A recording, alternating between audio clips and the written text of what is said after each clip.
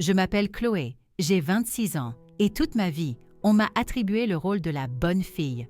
Alors, quand ma sœur cadette, Estelle, a obtenu son diplôme d'école de commerce au printemps dernier, je n'ai pas été surprise que nos parents, Hélène et Richard, déroulant le tapis rouge avec un dîner ridiculement extravagant. En revanche, je n'étais absolument pas préparée au moment où ma mère s'est tournée vers moi, a souri et a annoncé nonchalamment que mon loyer allait doubler. Ce soir-là, la façade si soigneusement construite de notre famille s'est brisée. Si vous regardez cette vidéo, j'adorerais que vous laissiez un commentaire pour me dire d'où vous venez. Et s'il vous plaît, n'oubliez pas d'aimer cette vidéo et de vous abonner à la chaîne pour entendre d'autres histoires sur comment trouver sa voie lorsque votre famille essaie de vous réduire au silence. Grandir dans notre maison, c'était comme vivre dans deux réalités différentes. Dès que j'ai été assez grande pour comprendre ce qu'étaient les attentes, j'ai su que la barre était placée incroyablement haut pour moi, alors que pour Estelle, elle était pratiquement au sol. Nos parents semblaient suivre deux manuels d'éducation entièrement distincts. À 16 ans, ma vie était un emploi du temps rigoureusement contrôlé, rythmé par le maintien d'excellentes notes, la participation à une liste interminable d'activités extrascolaires censées éblouir les jurys d'admission des grandes écoles, et un travail chaque week-end à l'épicerie du quartier pour épargner pour mon propre avenir. Pendant ce temps, Estelle rentrait à la maison avec un bulletin rempli de 12 et de 10 sur 20, et mes parents la félicitaient d'avoir fait de son mieux. Le travail acharné ne m'a jamais vraiment dérangée. En fait, je tirais une certaine fierté de mes réussites. J'avais l'impression de construire quelque chose de réel pour moi-même. En terminale, j'étais déléguée de classe, capitaine du club de débat, et j'ai eu mon baccalauréat avec mention très bien et les félicitations du jury. Le soir de la remise des diplômes du bac, nous avons célébré dans un restaurant de chaîne sans prétention. Mes parents m'ont donné une carte contenant 200 € et m'ont dit à quel point ils étaient fiers. J'ai apprécié le geste, vraiment. Mais une part amère de moi ne pouvait s'empêcher de se souvenir de l'énorme fête dans le jardin, avec DJ et traiteur, qu'ils avaient organisée pour Estelle quelques mois plus tôt, simplement pour l'obtention de son permis de conduire. L'université n'a été que la continuation du même schéma. J'ai été admise à l'université publique avec une bourse au mérite partiel, mais il restait un montant important à couvrir. Pour y arriver, je jonglais avec 3 petits boulots. Mes journées commençaient avant l'aube avec un service au café du campus, je passais mes week-ends comme réceptionniste dans un petit cabinet d'avocats et mes soirées étaient consacrées à des sessions de tutorat en ligne. Malgré cet emploi du temps épuisant, j'ai réussi à maintenir une moyenne de 16 sur 20 dans ma licence de gestion. Mes parents m'appelèrent de temps en temps, mais les conversations étaient presque toujours brèves.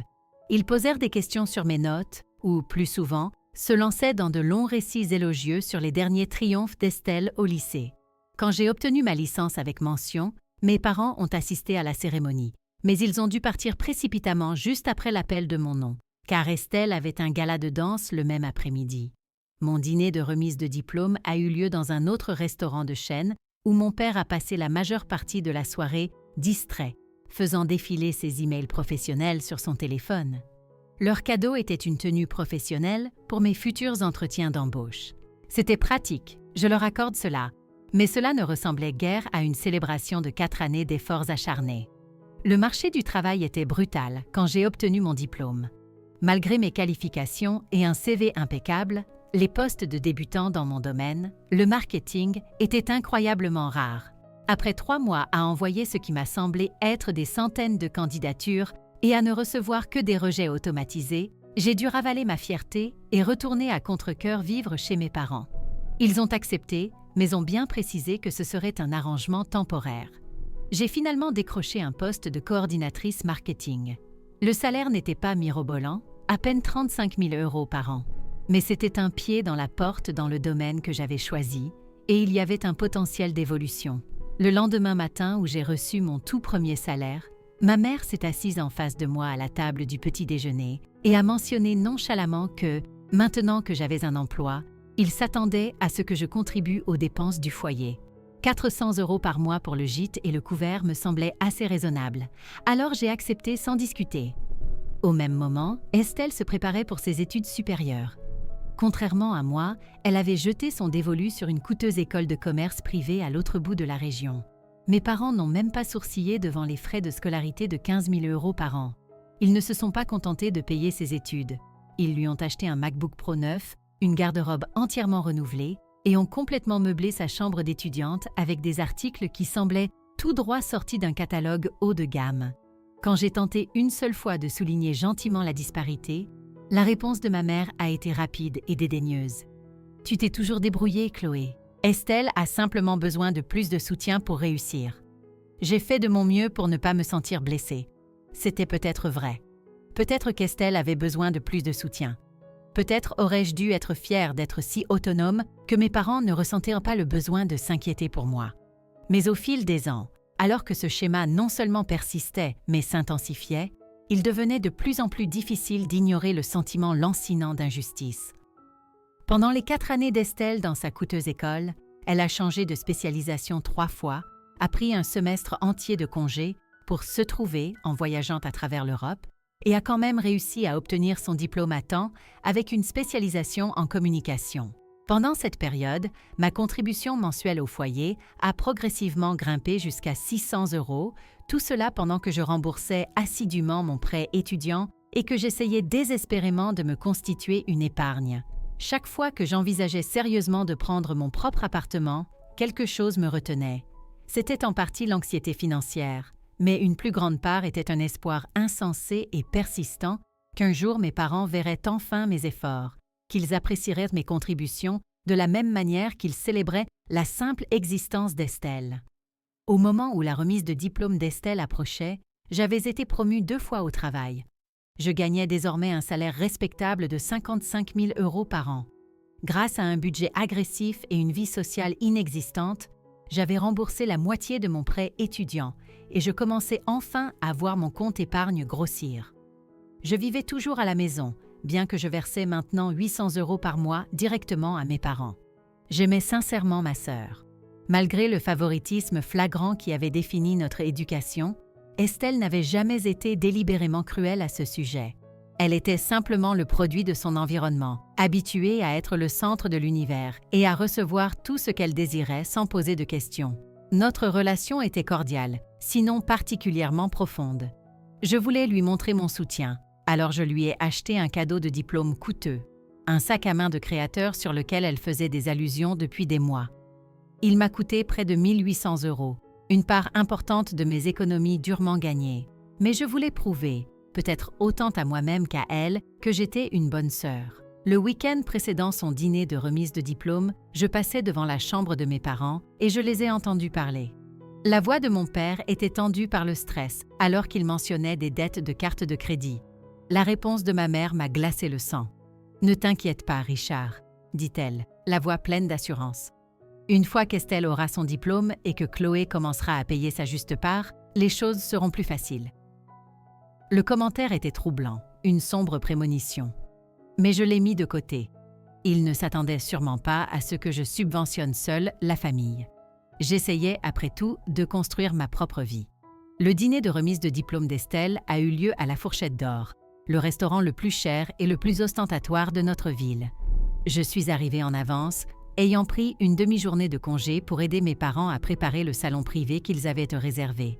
Des verres en cristal scintillaient sous des lustres ornés, et chaque couvert comportait un élégant petit sac cadeau. Sauf le mien. Je l'ai remarqué, bien sûr, mais je n'ai rien dit. Alors que la famille et les amis commençaient à arriver, je me suis glissée dans mon rôle familier de sœur aînée attentionnée. J'ai pris des photos, j'ai dirigé les invités vers la table des cadeaux, je me suis assurée que la flûte de champagne de chacun était pleine.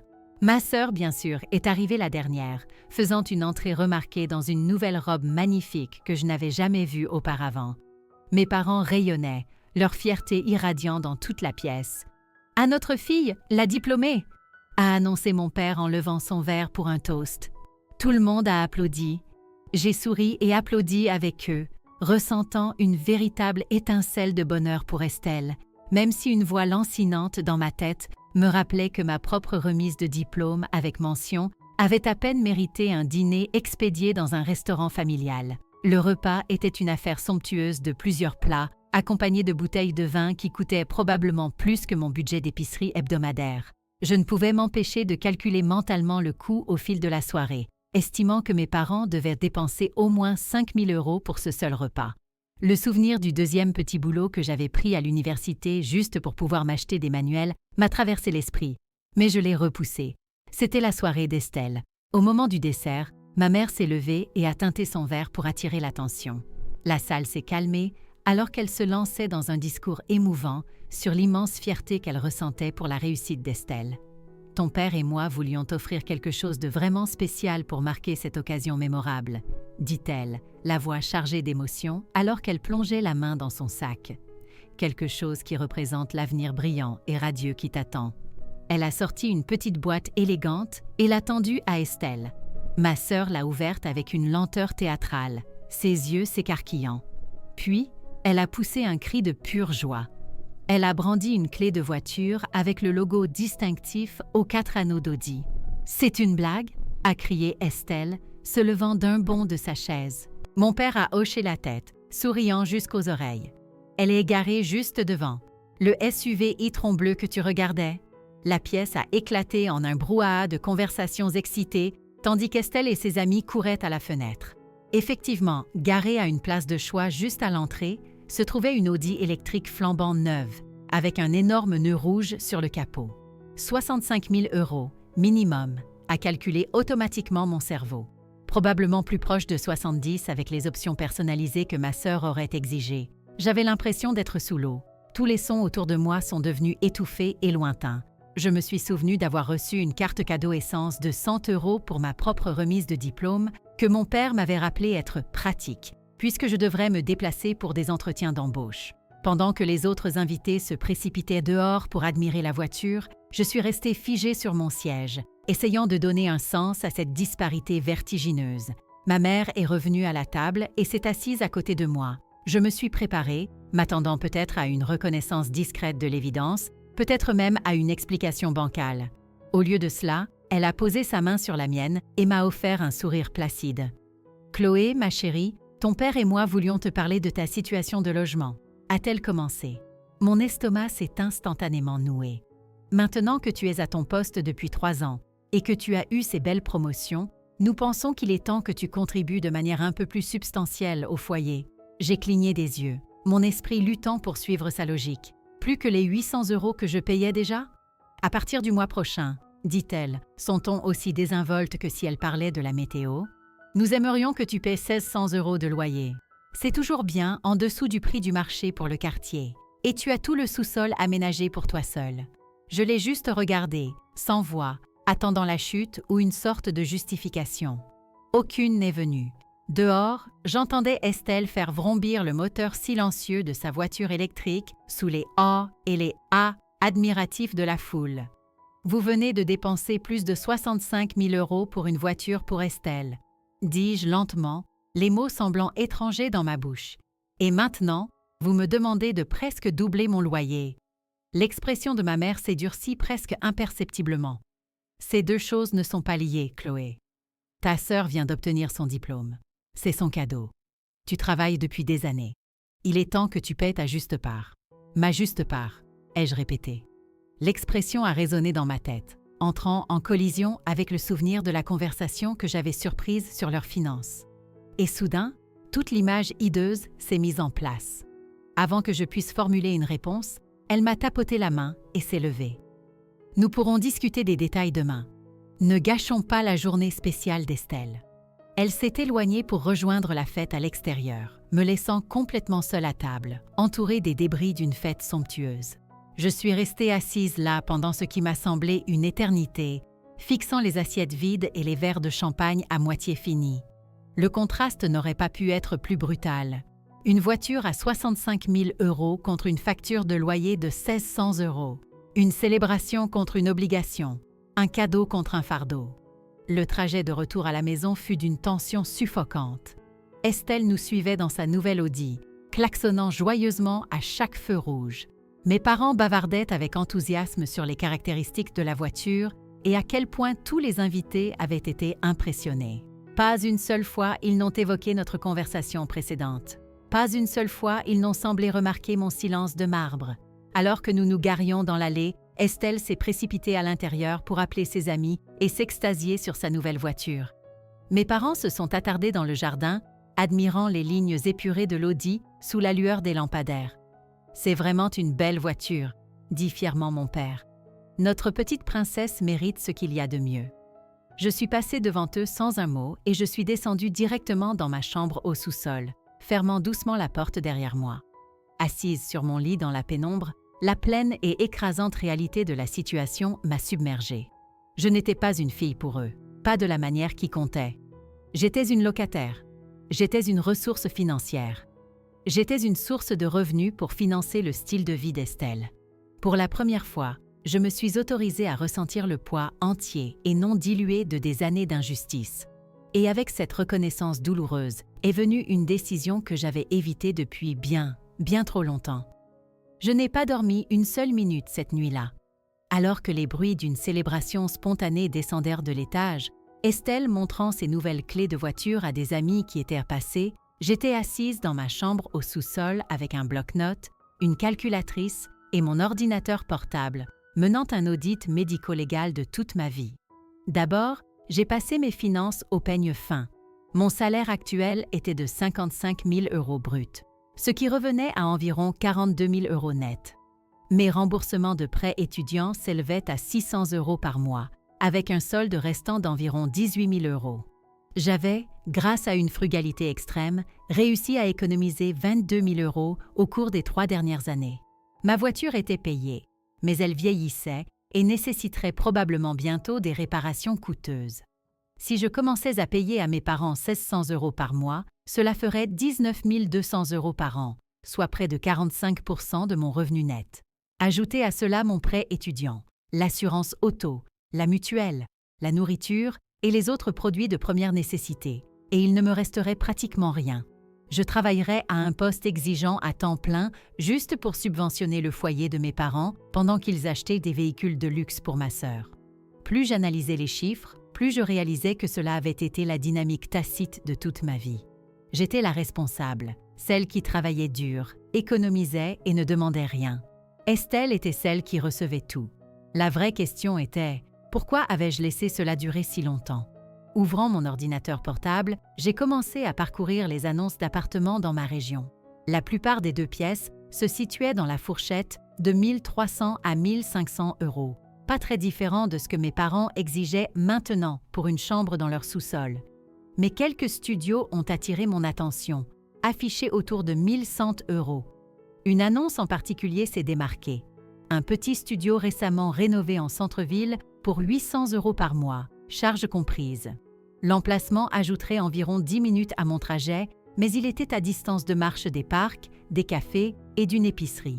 J'ai immédiatement envoyé un email à la propriétaire, demandant si le logement était toujours disponible et si je pouvais le visiter le lendemain.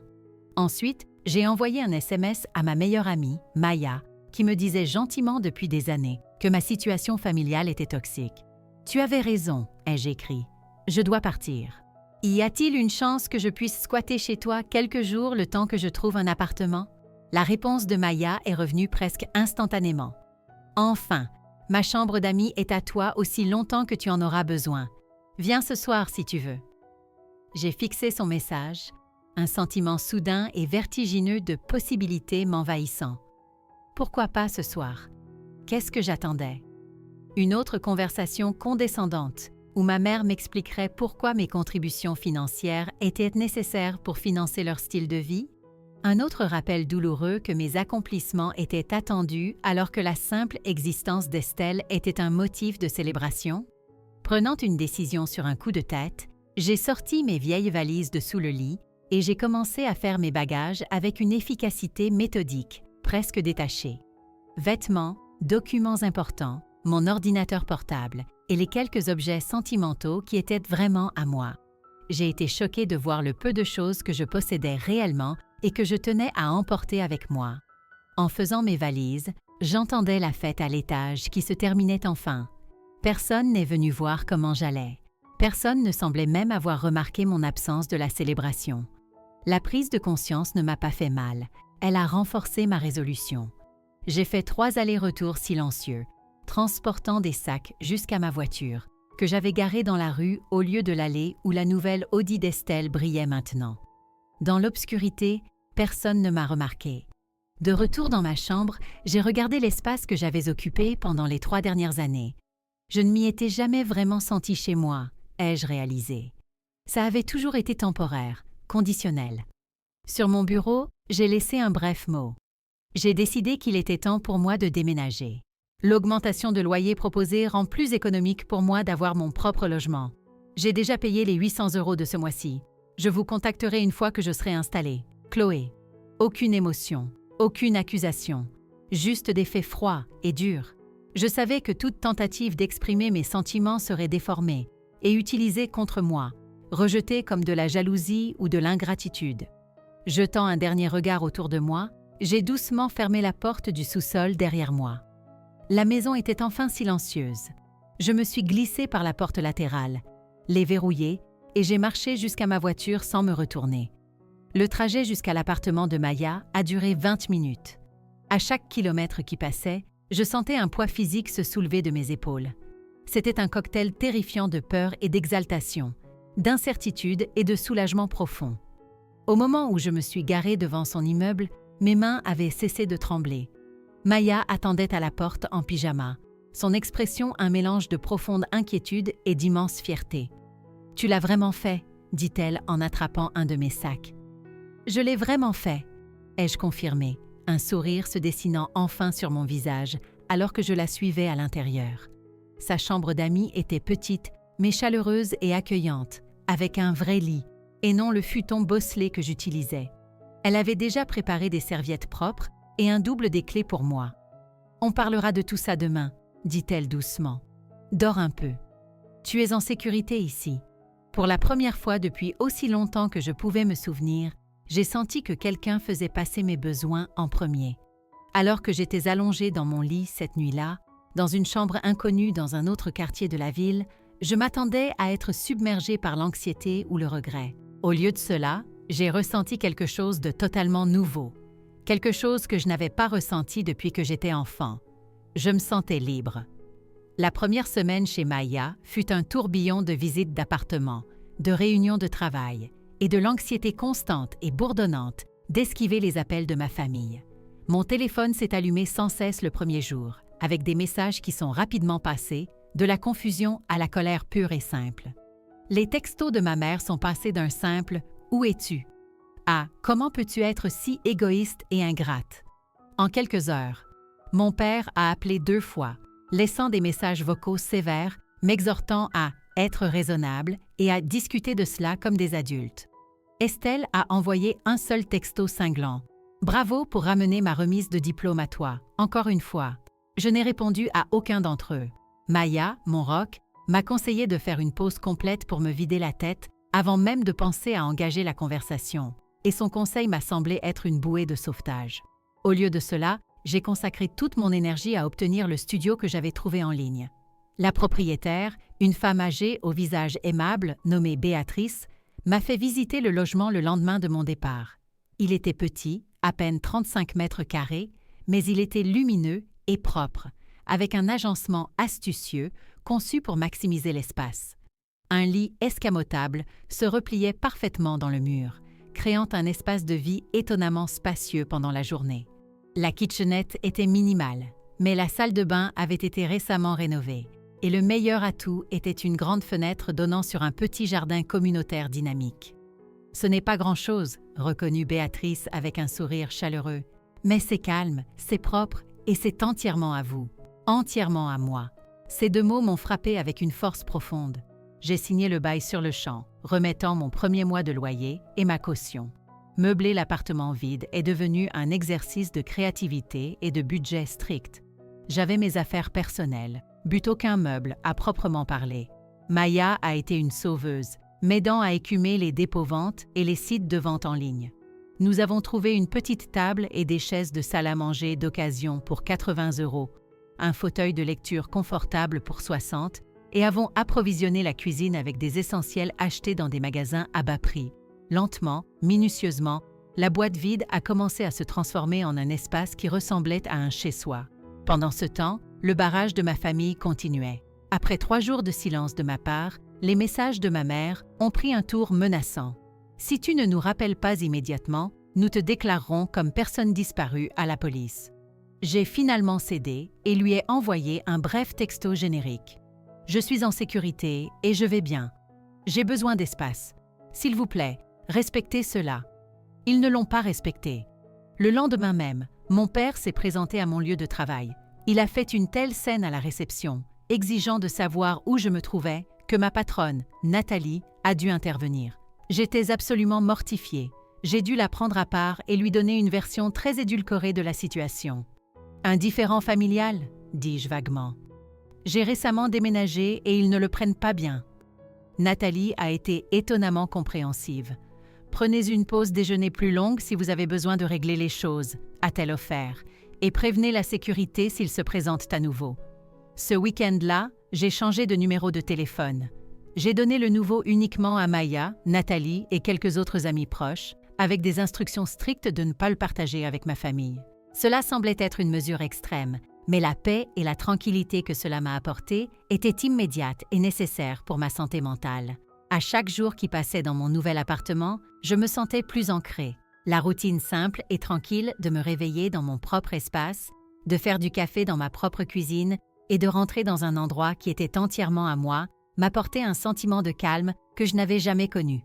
Ce n'était pas facile, bien sûr. Mon budget était incroyablement serré. Après le loyer, le prêt étudiant et les dépenses de base, il me restait très peu. Mais la liberté valait chaque centime que je ne dépensais pas. 2 semaines après avoir déménagé, j'ai rencontré ma voisine d'en face, Olivia, une graphiste qui travaillait à domicile. Elle m'a invitée à prendre un café et nous nous sommes rapidement découvert une passion commune pour les vieux films et la randonnée. C'était si rafraîchissant de nouer une nouvelle amitié basée uniquement sur des intérêts communs, complètement séparés de l'enchevêtrement de l'histoire familiale et des obligations. « J'ai déménagé ici après avoir quitté une très mauvaise relation », m'a dit Olivia lors de notre 2e café. « La meilleure décision que j'ai jamais prise. Parfois, il faut faire exploser sa vie pour découvrir qui on est vraiment. » Ces mots ont résonné si profondément en moi. Qui étais-je, en dehors d'être la fille responsable? Je commençais à peine à le découvrir. Au travail, libérée du stress constant et de bas niveau de ma situation familiale, mes performances ont grimpé en flèche. Nathalie l'a remarqué. Elle m'a confié la direction d'un nouveau projet pour un client majeur. Une énorme opportunité qui venait avec la promesse d'une autre promotion et d'une augmentation de salaire significative à 60 000 € si tout se passait bien. Pour la première fois, je pouvais clairement envisager un avenir où je ne serais pas seulement financièrement stable, mais où je m'épanouirais réellement. 1 mois après mon départ, sur les douces insistances de Maya, j'ai commencé à voir une thérapeute. Le docteur Anouk Lefebvre était spécialisée dans les dynamiques familiales et elle m'a aidée à voir que ce que j'avais vécu était un schéma dysfonctionnel classique. On vous a assigné le rôle de la responsable, de la gardienne, dès votre plus jeune âge, a-t-elle expliqué lors de notre 2e séance. À votre sœur, on a assigné le rôle de celle qui a besoin d'aide. Aucune de vous n'a choisi ces rôles, mais vous avez toutes les deux passé votre vie à les jouer. Mais pourquoi mes parents feraient-ils ça? Ai-je demandé, une question qui me hantait depuis des années. Pourquoi tout investir dans Estelle et simplement s'attendre à ce que je me débrouille seule? Les parents recréent souvent inconsciemment des schémas de leur propre éducation, a dit le docteur Lefebvre, où ils peuvent voir des aspects d'eux-mêmes chez un enfant qu'ils veulent soit nourrir, soit corriger. L'important maintenant n'est pas de les réparer, mais de reconnaître que vous ne méritiez pas ce traitement inégal et que vous avez tout à fait le droit de fixer des limites pour vous protéger. Des limites, c'est devenu mon nouvel objectif. J'apprenais que je pouvais aimer ma famille à distance tout en me protégeant de leurs comportements néfastes. Je pouvais leur souhaiter du bien sans avoir à sacrifier mon propre bien-être pour leur bénéfice. C'étaient des concepts révolutionnaires pour quelqu'un qui avait été élevé dans la croyance que l'obligation familiale primait sur tout le reste. À la fin de mon 2e mois seul, j'avais trouvé un nouveau rythme durable. Mon petit appartement était devenu mon sanctuaire. J'excellais au travail, j'économisais de nouveau de l'argent et je dormais des nuits complètes pour la première fois depuis des années. Puis est arrivé le week-end des 29 appels manqués. Et tout a de nouveau changé. Les premières semaines après mon départ semblaient prouver que j'avais fait le bon choix. Les messages de mes parents, relayés par Maya, montraient plus d'inquiétude pour leur propre désagrément que pour mon bien-être. Les textos de ma mère étaient un chef-d'œuvre de manipulation, oscillant entre la culpabilisation, après tout ce que nous avons fait pour toi, et les exigences autoritaires. Tu dois rentrer à la maison immédiatement et discuter de cela comme une adulte. Mon père, toujours le plus passif, se contentait principalement de faire écho aux sentiments de ma mère. Par l'intermédiaire de Maya, j'ai appris que mes parents disaient à la famille que je traversais une phase, ou que je faisais une crise de la vingtaine. Ils présentèrent mon départ comme un acte de rébellion égoïste, effaçant complètement les années de traitement inégal qui y avaient conduit. C'était un récit qui les déchargeait de toute responsabilité. Environ un mois plus tard, la tactique a changé. Ma mère a commencé à envoyer des messages plus émotionnels via Maya. « Dis à Chloé qu'elle nous manque, la maison semble si vide. » Ceci était plus difficile à ignorer que les demandes colériques, mais le docteur Lefebvre m'a aidé à les voir pour ce qu'ils étaient. Remarquez qu'il n'y a toujours aucune reconnaissance de vos sentiments ou des problèmes qui vous ont poussé à partir, a-t-elle souligné. La vraie réconciliation commence par la prise de responsabilité, puis ils ont commencé à impliquer la famille élargie. Ma tante Carole, la sœur de ma mère, a commencé à appeler Maya sans relâche, insistant sur le fait qu'elle devait me voir. J'ai accepté à contre-cœur de la rencontrer pour le déjeuner. La rencontre a commencé chaleureusement, mais s'est rapidement transformée en interrogatoire. « Ta mère est hors d'elle, Chloé, » a dit Carole. « Elle ne peut pas comprendre pourquoi tu abandonnerais ta famille comme ça. » Vous a-t-elle parlé de la demande de loyer de 1 600 € qui est arrivée quelques instants après qu'elle ait offert à Estelle une voiture à 65 000 €? Ai-je demandé sans détour. Carole a semblé mal à l'aise. « Eh bien, les parents ont le droit de demander aux enfants adultes de contribuer. » Je suis partie avant même que le café ne refroidisse. Une semaine plus tard, elle s'est présentée à mon lieu de travail, provoquant une autre scène qui m'a valu un avertissement sévère de la part de Nathalie. Ce soir-là, j'ai appelé le portable de mon père, le premier contact direct que j'avais initié. « J'ai besoin que maman et toi arrêtiez d'envoyer des gens à mon bureau, » dis-je, la voix tremblante. « Cela affecte mon travail. »« Nous n'aurions pas à le faire si seulement tu nous parlais, » a-t-il rétorqué. « Ta mère est morte d'inquiétude. » J'ai raccroché. C'était une petite limite, mais elle semblait monumentale. La pièce suivante du puzzle est venue de ma nouvelle amie, Olivia. Elle avait croisé Estelle dans un café. Elle a mentionné qu'elle avait récemment perdu son emploi en marketing et était retournée vivre à la maison, a rapporté Olivia. Elle a dit que l'entreprise avait eu des licenciements inattendus. Le timing était parfait. Si Estelle était au chômage, les revenus de mes parents avaient chuté tandis que leurs dépenses avaient grimpé en flèche. L'augmentation de loyer n'était pas seulement une offense. C'était une tentative désespérée de récupérer de l'argent. Grâce à Maya, j'en ai appris davantage. La nouvelle Audi avait eu un accident. Estelle allait bien, mais la voiture avait subi des dommages importants et elle n'avait pas souscrit l'assurance adéquate, laissant mes parents avec une franchise de 5 000 €. De plus, le petit cabinet comptable de mon père avait perdu 2 clients majeurs.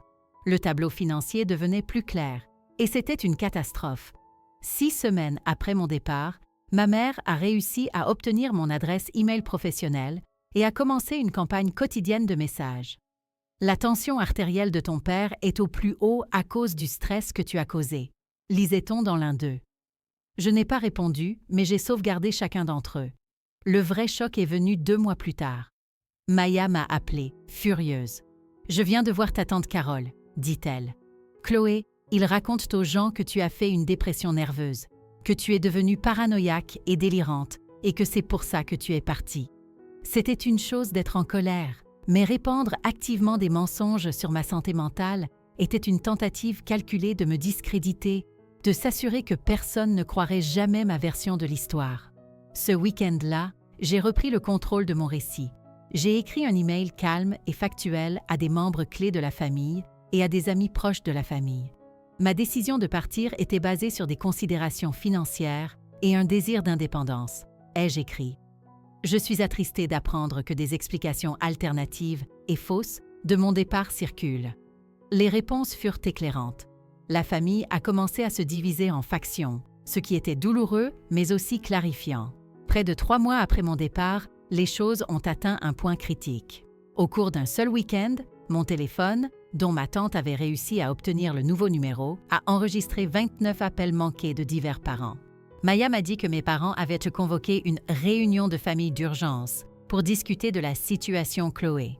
Quoi qu'il ait été dit, cela avait mobilisé toute la famille élargie contre moi. Une confrontation n'était plus une question de si, mais de quand. Et j'étais déterminée à ce qu'elle se déroule selon mes propres termes. Je quittais mon appartement pour aller courir le lendemain matin quand je l'ai vue. Ma mère, Hélène, se tenait dans le hall de mon immeuble, l'air perdu et déplacé. Mon cœur battait la chamade.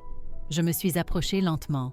Elle semblait plus petite, son apparence habituellement soignée, légèrement négligée. « Chloé, » dit-elle, la voix cassée. « Enfin. »« Comment m'as-tu trouvée ?» ai-je demandé, en gardant mes distances. « Est-ce que ça a de l'importance ? Je suis ta mère. Pensais-tu vraiment que j'allais te laisser disparaître ?» Les présupposés de propriété dans cette déclaration étaient stupéfiants, mais je savais que le hall n'était pas l'endroit. « Nous pouvons parler dans mon appartement », dis-je sèchement, brièvement. Le trajet silencieux en ascenseur était chargé de tension. Elle a observé la moquette usée et les murs éraflés de mon couloir avec un air de dédain. En ouvrant ma porte, je l'ai fait entrer. Mon studio était minuscule, mais il était organisé et propre. Ce n'était en rien comparable à la maison spacieuse dans laquelle j'avais grandi, mais c'était le mien. « Tu dois rentrer à la maison, Chloé », commença-t-elle, sans préambule. « Ça a assez duré. Quel que soit le message que tu essayais de faire passer, il a été reçu. » « Je n'essayais pas de faire passer un message, dis-je calmement, en m'asseyant et en la forçant à lever les yeux vers moi. Je prenais une décision. J'ai 26 ans. Je n'ai pas besoin de vivre avec mes parents. Mais partir comme ça, pour une simple demande de loyer? 1 600 € n'est pas une simple demande quand cela arrive le même jour où vous offrez à Estelle une voiture à 65 000 €, ai-je contré. Le contraste a rendu très clair où se situe ma valeur dans cette famille. Son visage est devenu rouge. C'est complètement différent. C'était un cadeau de diplôme. J'ai eu mon diplôme aussi, avec mention. J'ai eu une carte essence. Nous ne pouvions pas nous permettre plus à l'époque. Et tu as toujours été si capable. Donc je suis punie pour être responsable, tandis qu'Estelle est récompensée pour avoir fait le strict minimum. C'est pour ça qu'on ne peut pas te parler, lança-t-elle, retombant dans le vieux scénario. Tu as toujours été jalouse de ta sœur. Mais cette fois, je n'ai pas reculé. Il ne s'agit pas de jalousie, dis-je fermement. Il s'agit d'équité. Il s'agit de se sentir valorisé. Pourquoi Estelle vit-elle à la maison, sans payer de loyer, après que vous m'ayez demandé de payer une fortune? Ma mère a détourné le regard, et à ce moment-là, j'ai vu le masque se fissurer. Elle s'est affalée dans le fauteuil en face de moi. « On a besoin d'argent », admit-elle, sa voix à peine un murmure.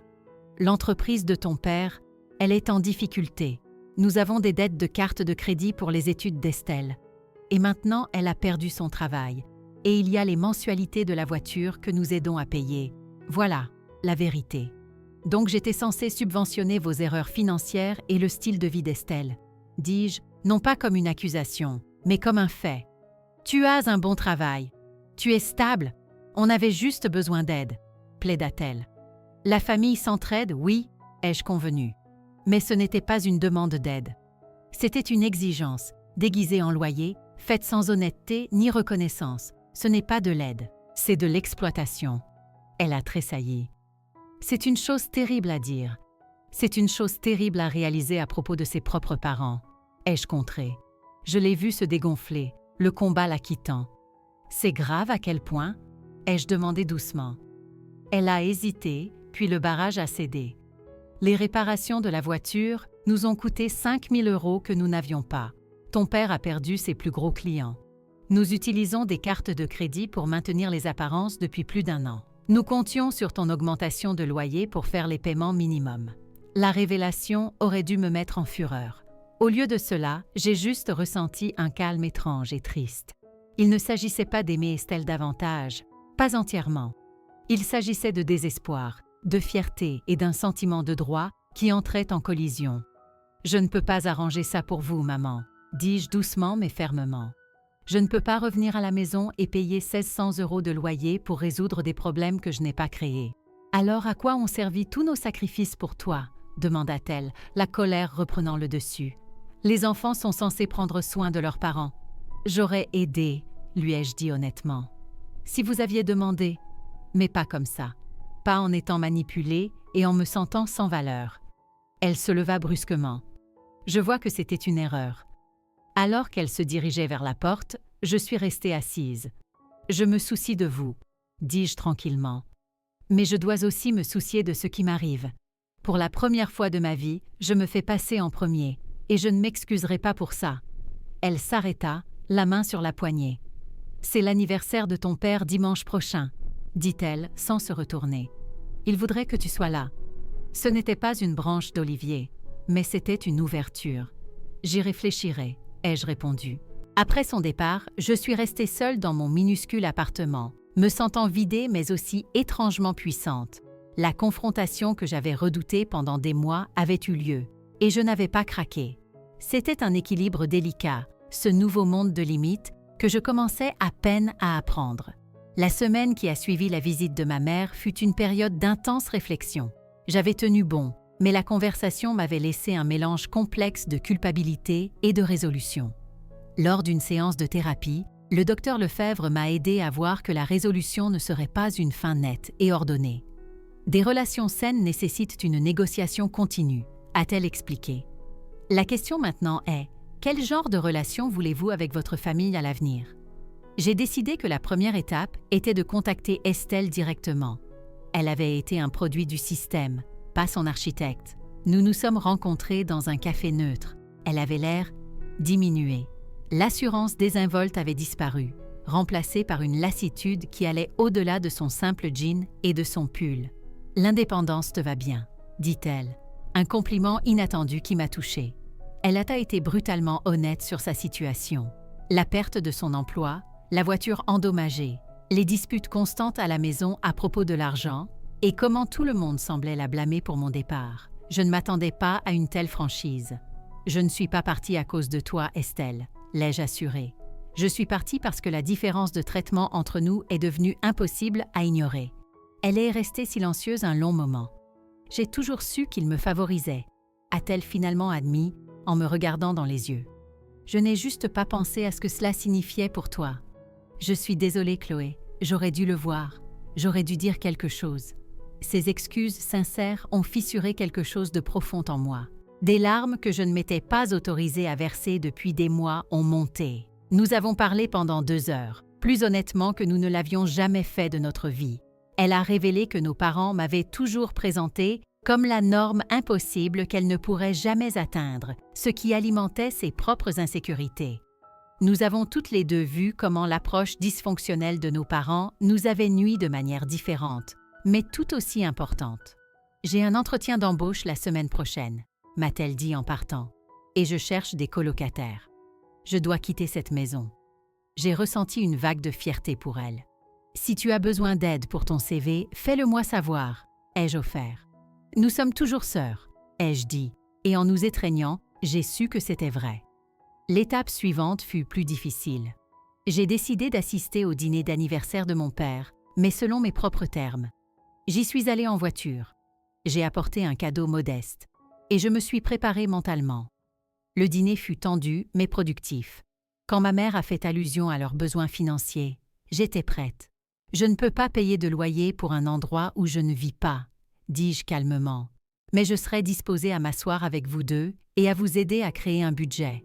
L'offre, qui leur renvoyait la responsabilité tout en leur tendant la main, les a pris au dépourvu.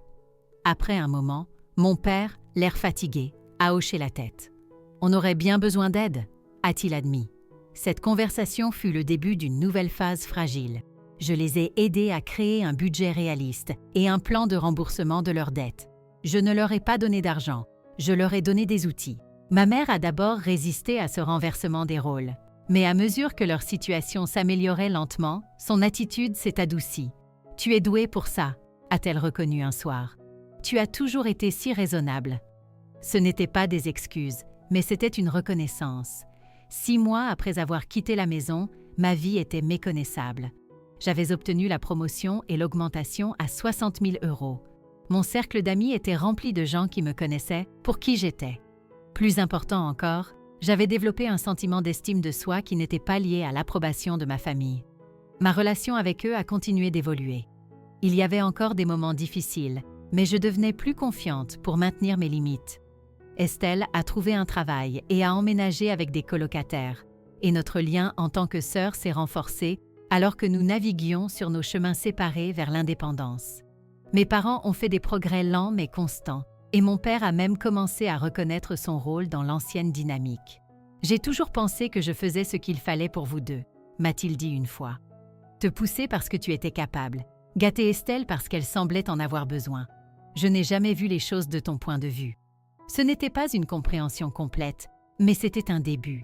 1 an après le dîner de remise de diplôme qui a fait exploser mon monde, j'ai organisé une petite réunion dans mon nouvel appartement de 2 pièces. Mes parents et Estelle étaient là, ainsi que Maya, Olivia et mes autres amis. En regardant ce groupe mixte de personnes, j'ai ressenti une profonde gratitude. J'ai appris que la famille peut être compliquée et douloureuse, mais que ces moments n'ont plus à vous définir. Se défendre n'est pas un acte de courage unique. C'est une pratique quotidienne de respect de soi. Ma valeur ne se mesure pas à ce que je donne ou à ce que je reçois. Elle est intrinsèque et elle m'appartient entièrement. Le moment où vous le croyez vraiment est le moment où vous commencez à vivre selon vos propres termes. Avez-vous déjà dû fixer des limites avec des membres de votre famille qui vous traitaient injustement? Comment avez-vous géré la situation? Partagez vos expériences dans les commentaires ci-dessous. Et si cette histoire a résonné en vous, s'il vous plaît, aimez, abonnez-vous et partagez-la avec quelqu'un qui pourrait avoir besoin d'entendre qu'il est acceptable de prioriser son propre bien-être. Merci d'avoir écouté mon parcours.